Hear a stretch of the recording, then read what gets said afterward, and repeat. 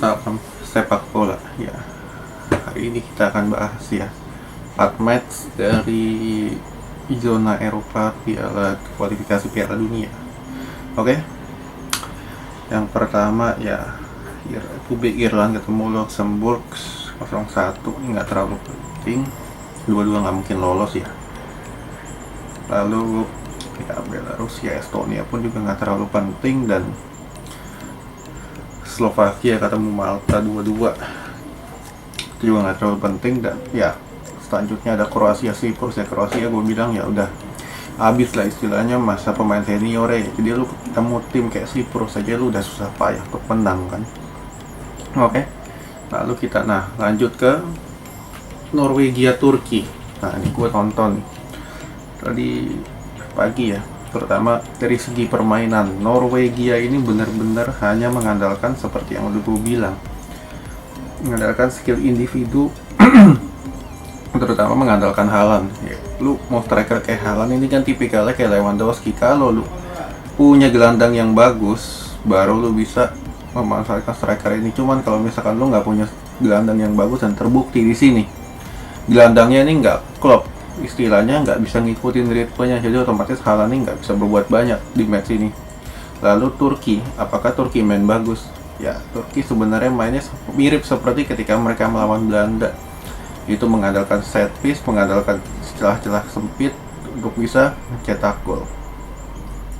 Dan ya Turki ini lebih sabar ya walaupun karena mungkin dari beberapa pemainnya ini kan sudah banyak yang main di liga-liga top Eropa ya, kayak misalkan ada Soyuncu ada di IPL, lalu Hakan ada di Serie A, lalu siapa kiper apa namanya Jasici ini main di Liga Turki kalau nggak salah, Galatasaray atau Fenerbahce, itu ya otomatis mereka udah lebih bisa merasakan ritmenya lah bermain di liga top nih kayak apa, jadi mereka bisa memutuskan peluang apa yang akan mereka ambil. Sedangkan untuk Norwegia kan tim kemarin sore, jadi istilahnya pemain-pemainnya pun banyak beberapa yang nggak bakal lu kenal kecuali Odegaard sama Haaland ya. Ya Sorloth mungkin main di Leipzig cuman kan nggak bagus-bagus banget juga. Patrick Berg sempat di Hamburg, dan ya sisanya El Younossi sempat di Liga Belanda, dan ya kualitasnya gitu-gitu aja. Jadi gue nggak heran Norwegia ini kalah. Oke. Lalu kita ke match selanjutnya, ada Belanda ketemu Latvia. Ya Belanda di sini ya kan yang dari awal match gue udah bilang lu mau main sistem Ajax lu mesti mainin Klaassen, dan di sini perang debur memasang Klaassen dari awal, dan terbukti Belanda ini terutama di babak pertama mainnya cukup bagus. Mereka bisa buat peluang, dan ada 2 peluang yang ya suenya mereka aja kena tiang. Lalu ya gol Berghuis bagus ya dari luar kotak penalti. Lalu di babak kedua apakah Belanda tampil bagus? Di babak kedua Belanda menurun, ya nggak seintensif babak pertama lah istilahnya. Dimana di sini terutama ya mungkin siapa namanya De Boer ini agak nurunin ritme, cuman ya ritmenya nggak perlu turunin lah lawan Latvia yang lu harus butuh banyak gol. Mereka nggak bisa cetak itu. Mereka ya siapa De Boer ini masukin Van de Beek, Gravenberch, Babel, Steng, Bergwijn, ya otomatis nggak bisa merubah keadaan juga. Karena kualitas lu pemain lu standar aja, lalu sistem lu pun ya gitu-gitu aja. Jadi misalkan sistem A udah mati, De Boer ini nggak punya sistem B, jadi otomatis Belanda ketemu Latvia menang 2-0. Gue bilang ya masih jauh lah levelnya dengan Belanda yang kita kenal di tangan Koeman. Oke. Lalu kita ke match selanjutnya, ada Ceko ketemu Belgia. Ya Belgia juga sama nih seperti match sebelumnya ya, mainnya gitu-gitu aja, main 3-4-3 dengan memanfaatkan Kevin De Bruyne, lalu di depan ada Chadli, Lukaku dengan Mertens. Ya Belgia kalau gue bilang ya generasinya udah menurun, udah mulai masuki fase menurun lah, mirip Kroasia. Karena pemain tulang punggung lu pun udah menua, Lukaku udah 28 juga, Kevin De Bruyne juga udah 28, otomatis peak performance di usia 25 sampai 27-nya udah lewat.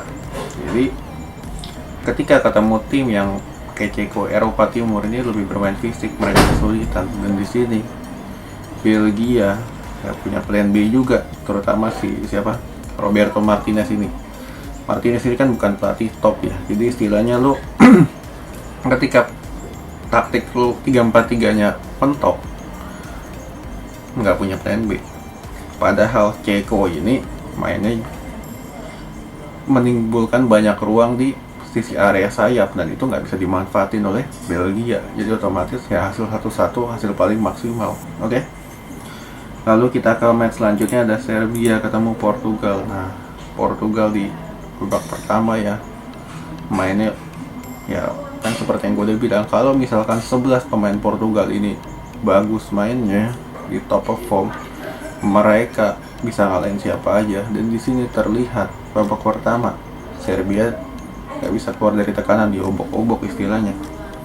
Cuman di babak kedua ya Portugal ini ngedrop turun, Serbia mulai berani keluar, Mitrovic cetak gol, Kostic cetak gol. Lalu apakah Portugal bisa dapat chance selanjutnya? Nggak bisa juga, terutama dari lini tengah lu ini overload dari Bruno. Kan lini tengahnya Portugal kan cuma ngandelin Bruno ya, Danilo bukan playmaker, Oliveira juga bukan, jadi otomatis Bruno ini overload ya. Bernardo Silva pun juga bukan tipikal playmaker, jadi istilahnya ya susah lu bisa mengharapkan dari lini tengah lu yang nggak bisa berkembang karena overload. Lalu apakah Fernando Santos merubah taktik? Enggak juga kan.